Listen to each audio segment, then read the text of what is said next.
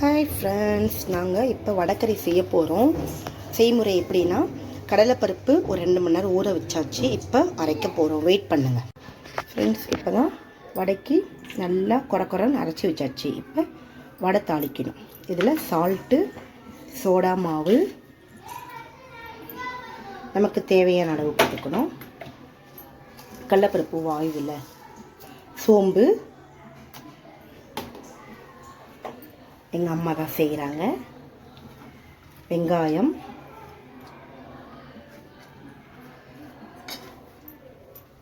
பச்சை மிளகாய்,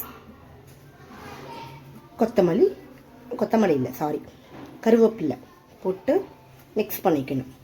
வெயிட் பண்ணுங்கள். வடை போடுறதுக்கு ஆயில் நல்லா காய்ஞ்சிட்டு அதுக்கப்புறம் வடை குட்டி குட்டியாக போட்டு எடுத்துட்டு நெக்ஸ்ட்டு வடைக்கறி ப்ரிப்பேர் பண்ணணும். பார்க்கலாம். வடை சுடுறாங்க.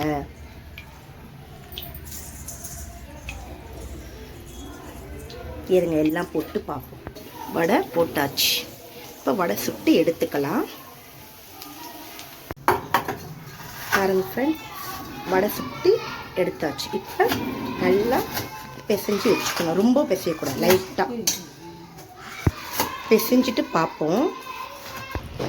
ஃப்ரெண்ட்ஸ் பாருங்கள், அம்மா நல்லா பிசைஞ்சு வச்சுட்டாங்க. ரொம்ப பிசையக்கூடாது, ஒன்றும் பதமாக பிசைஞ்சு வச்சாச்சு. இப்போ வடைக்கறி தாளிக்கிறது பார்ப்போம். எண்ணெய் காஞ்சிருச்சு. பட்டை, லவங்க, கிராம்பு, பிரிஞ்சி இலை எல்லாம் போட்டுக்கணும். இது எங்கள் ஸ்டைலில் வடைக்கறி. நீங்கள் ட்ரை பண்ணிவிட்டு கமெண்ட் பாக்ஸில் தெரிவு பண்ணுங்கள். கருவேப்பிலை,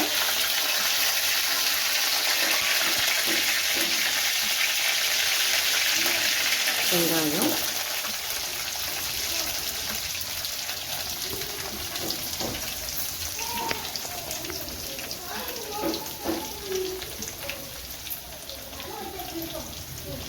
நல்லா வதங்கணும்.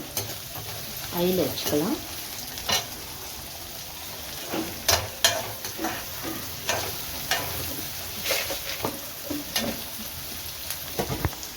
இஞ்சி பூண்டு விழுது போட்டுக்கணும், ஒரு ஸ்பூன்.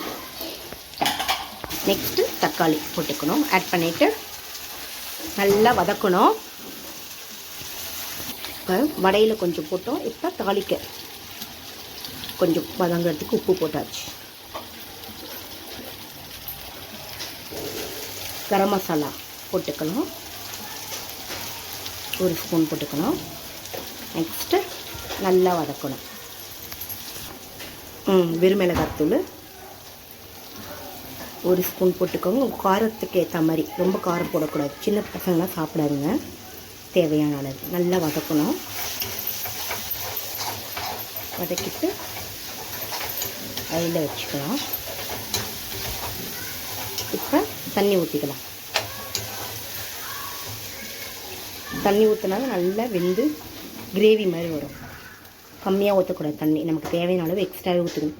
ஏன்னா வடை வந்து ஊறும் நல்லா. வடைக்கறி தண்ணி நல்லா கொதிஞ்சு வரணும். அதுக்கப்புறம் வடைக்கறியை நம்ம பிசைஞ்சதை வந்து ஆட் பண்ணணும். பார்ப்போம். இப்போ வந்துட்டு வடைக்கறி பிசைஞ்சு வச்சதை ஆட் பண்ணிடணும். போட்டுட்டு நல்லா கொதிஞ்சு கொஞ்சம் சிம் பண்ணணும். வெயிட் பண்ணுங்கள். இப்போ வந்து நல்லா கொதிஞ்சு கொத்தமல்லி போட்டிருக்கோம். வெயிட் பண்ணி பார்ப்போம். ஃபைனல் டச் வந்து கஸ்தூரி மெத்தி ஆட் பண்ணிப்போம். இப்போ ஃப்ரெண்ட்ஸ், இப்போ வந்து வடைக்கறி ரெடி. அவ்வளோதான். இந்த வீடியோ உங்களுக்கு பிடிச்சிருந்தா லைக் பண்ணி, ஷேர் பண்ணி, சப்ஸ்கிரைப் பண்ணுங்கள், சப்போர்ட் பண்ணுங்கள் கைஸ். பாய்.